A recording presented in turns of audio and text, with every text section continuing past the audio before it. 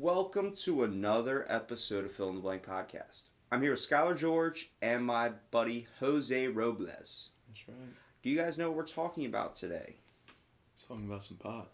We're talking about some pot. And not just a pot. We're talking about a machine that dispenses this pot like a dispensing food machine that you would see at a campground or some mall convenience store type thing. When you put in that $1.50 and you want that large bag of pretzels, and you hit E3, and next thing you know, you just see that drops that bag of pretzels down in there, and you get to enjoy your snack. Imagine that, but a different type of snack.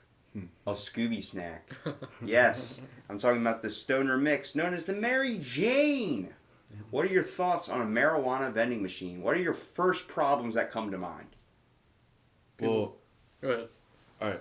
I think it's really cool, but I think there's it could be really problematic because I feel like you could easily just smash it or something. Exactly. Or find some way to break into it somehow to just take all this stuff out for yourself. Maybe even put a hole through a coin and then just insert it with a string attached to it and just rip it out. The Mr. Krabs method. What are your thoughts, Skylar? I was thinking how, first of all, quality control on this, who is operating these things, and then what if bugs and shit get in the machine, Infect your marijuana. How sealed is that vending machine? Do you prefer a bag of Frito-Lay's chips or a bag of the grass? Frito-Lay's chips for me. What would be the number you would press to get a bag of weed, 420? And then a bag of weed just dispenses? Dude, who's the pot guy that goes to buy marijuana out of the machine and it gets stuck? You're beating the shit out of that machine trying to get your stash, bro. And then there's some guy that puts a quarter in and gets two of them in one. Oh, I scored! I want to know the dope head who's filling that machine up. Basically, it's literally Red Box, but it's called Green Box. Nice. It's actually one of the brands that does it. And there's actually too many bugs. Real bugs, like Skylar was talking about, and bugs in the machine, too. So let's talk a little bit about the marijuana vending machine. A marijuana vending machine is a vending machine for selling or disposing cannabis. They are currently in use in the United States and Canada. Some may be located in secure rooms in marijuana dispensaries. Some may be operated by employees after a fingerprint scan is obtained from the patient. In Canada in 2013, marijuana vending machines were planned to be used in centers that cultivate the drug. So, the vending machine technology has a mixed track record in the cannabis space. Most have been discontinued because of technical glitches such as jams or returning incorrect change. Okay, hold on. Time out here.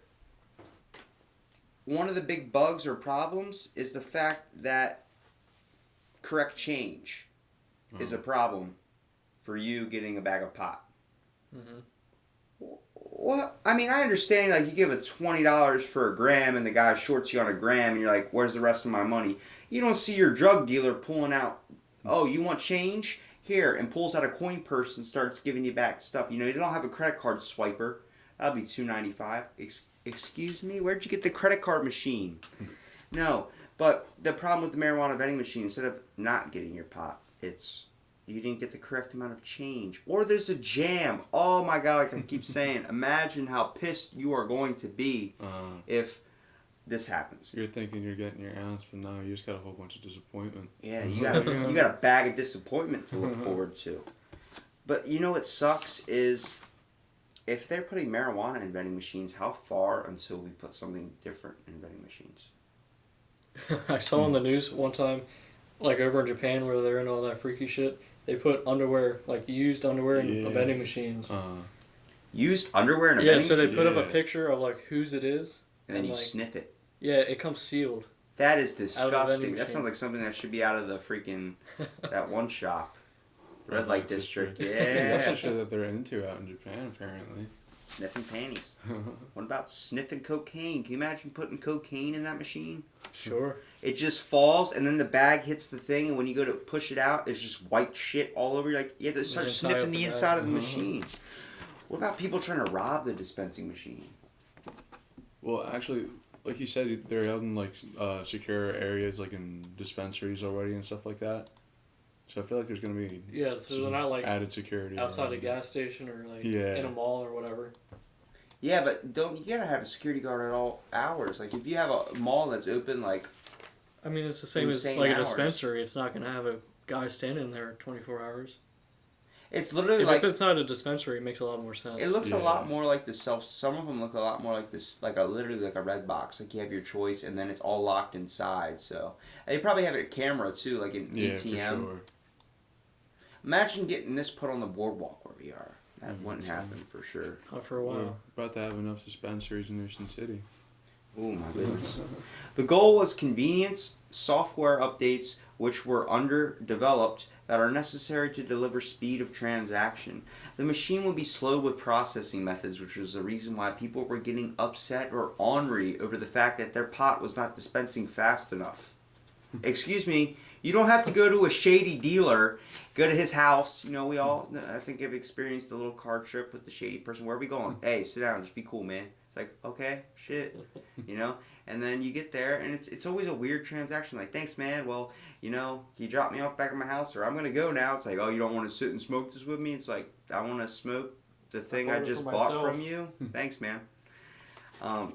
Unless you have the good drug dealer, obviously, like Pineapple Express.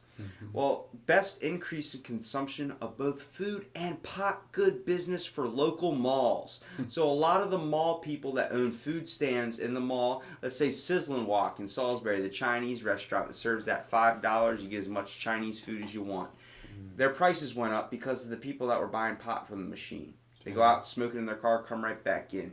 Yo, for some reason I just randomly got hungry, man. That's why you put the snack machine next to the pot machine.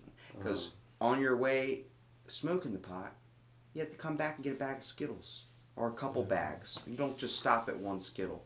Very true. So let's talk about the development of the marijuana vending machine. At least 3 companies are developing the vending machines. Endex Corp has recently acquired 2 smaller companies to merge their respective technologies into a marijuana vending machine. The first accusation, called Cannabis Can LLC, was announced by Endex in April 2013. The second accusation, known as Dispense Labs of LLC, was finalized and announced by Endex in October 2013. Endex, though its wholly owned subsidiary Dispense Labs, has secured exclusive worldwide rights for medical marijuana dispensing technology with AutoCrib. Endex works with M3 Hub and has recently acquired THCfinder.com. The THC Finder website will enable marijuana patients to locate the nearest marijuana dispensary with an AutoSpense marijuana vending machine. Literally Pokemon Go for your marijuana vending machine. Where's the next Pokestop? No, where's the next marijuana stop? And then right after that, where's the next taco stand or KFC joint to hit up? So, like the above companies, Medbox Incorporated is a want-to-be leader in the industry, but they are a penny stock company who is thinly traded and seems to have little in the way of revenue or an actual plan to move forward with these alleged marijuana dispensing machines. They offer 2 machines with an MSRP of $50,000. One for edible marijuana products like brownies and the other for smoked marijuana. As of October 2013, Medbox has sold approximately 160 marijuana vending machines to U.S. marijuana dispensaries.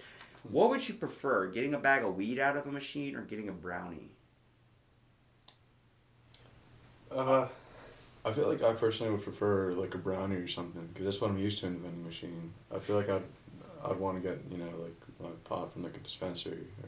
Now, the good part about these marijuana vending machines is you have to have an identification that has like a legal thing saying you're allowed to legally buy this, or you're allowed to be, like you have to actually be a patient that's going through something to actually enjoy this, which is good because if they didn't have like something where you have to scan an ID, you have to be above a certain age or something. Imagine a kid just goes, "Can I get $20 for something out of the vending machine?" It's like, what the hell are you buying in the vending machine that's $20? Well, it's just a bag of reefer. What? My kid's buying reefer. The kid can't go up and accidentally put money in the machine and get a bag of pot out of it. Or get a brownie.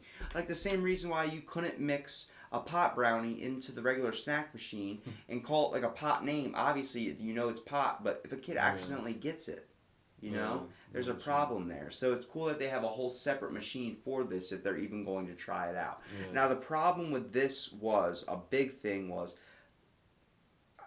the wait times, man. there were good cut downs on it and bad parts about it, because too many people were waiting in line at the vending machine because no one wanted to talk to the sketchy smoke guy, dealer, hippie that runs the store. Okay? Usually half the time you go in there, they're trying to get you to buy other products or talk about what strains you smoke, talk about how much you smoke. It's just a big anxiety trip. So for the people that like to just smoke and not really hang out with anybody, just kind of like trip out by themselves, get freaky in a snuggie, do all that type of stuff, they tend to fall more towards the marijuana dispensary machine. When then we're focusing on how long the lines get. I mean, that would be a big thing. You're trying to bring your freaking anger down and kind of bring you to a level of like, all right, the world is right, and you have to wait, like you're like at the grocery line. You basically have to wait to get something out of the vending machine. How bad would that piss you off if you're trying to get high? Nah, I know what you mean. Because I know the lines in there can get pretty ridiculous sometimes. So I'm sure like something like this is going to speed up the process a whole bunch. Yeah, like when you walk into a smoke shop, there's usually a dude talking to the guy in there, and they're creating a friendship type relationship. Yeah. That's good when there's not a lot of people in there. But when there's a lot of people in there, you need a people in machine line. like this where you're like, I don't want to talk to anybody. I just want to. Yeah, go in and out. I just want to get my baggie and go dope out. Well, American Green, a division of Transbite Corporation, plans to distribute marijuana vending machines called ZAZ machines. These machines will utilize radio frequency identification tags, RFID, to track the products and biometrics to verify a customer's age. Unlike the Medbox and Index machines, which are kept behind the counter, the ZAZ machine can be used directly by customers. The first machine was unveiled on April 12, 2014, and will be placed at the Herbal Element store in Avon, Colorado. Seems like Colorado is the fast-producing, like, first accepting of all this stuff, like introducing drugs to the community. I think because they see the real benefit in marijuana. I mean, what's some benefits of marijuana, dude? I'm not gonna dislike marijuana because there are extreme health benefits. I mean, pain relief is like number one for people who need it. Yeah, especially stopping Like, there's nothing seizures. that works as good as it. And the only thing is, it seemed as like a narcotic, the same level as heroin, because it's just a form of drug of how you're doing it and how people kind of seem to what seems to be getting addicted to it. It's more seen like a gateway drug. Marijuana is like you start that, oh, he's going to the crack rocks right after that. I'm telling you. But you experience with stuff. Young ages experience with psychedelic mushrooms all the time. It's this whole way of trying to kind of cloud up your perception of reality in a way. You know, your mind gets foggy sometimes, even though for someone that hasn't smoked pot like Skylar, and then for someone who does smoke pot like you, you can kind of see the aspect. You see the beneficial side, but you also see the downplay too. There are factors and characteristics that make people lazy as shit when they smoke pot, but it also makes them a little bit less violent and more willing to go along or go with the ebb and flow of things. Yeah, like with what you're saying, like with Scott, I didn't know you didn't smoke, but like I see the benefits of it and such, but I can also see like some of the downfalls of it. So like whenever somebody like doesn't smoke, I don't force it on them. If that's your opinion, man. If you don't smoke, that's you. Like that's cool, no problem.